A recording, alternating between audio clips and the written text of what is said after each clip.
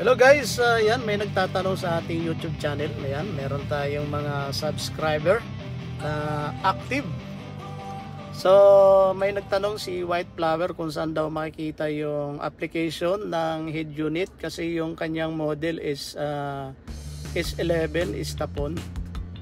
So, dito sa aking head unit, guys, bali, ayan, katulad niyan, yan yung kanyang pinaka-menu, ano. So makikita mo yung application ay dito. I-slide ko lang ito. Ayan na yung pinaka-apps niya. Ayan, oh. I-click mo lang yan. Then lalabas na yung mga application dito. Ayan yung mga application niya naka-install. Katulad yan, oh, naka-install Netflix, YouTube, in-install ko na yan. And then ito yung 360 na application. Ayan, pag ipinindot mo yan, ayan, yan yung niya, yan yung kanyang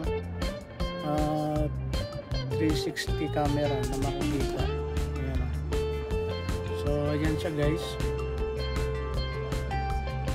At saka yung 360 natin nakakontrol din sa ating dito sa ating menu, ay sa ating control panel sa may steering wheel.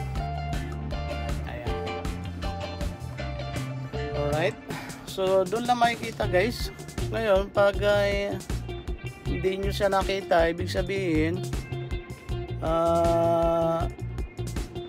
pwede nyo sigurong itanong sa inyong seller kung bakit walang 360 na apps, no?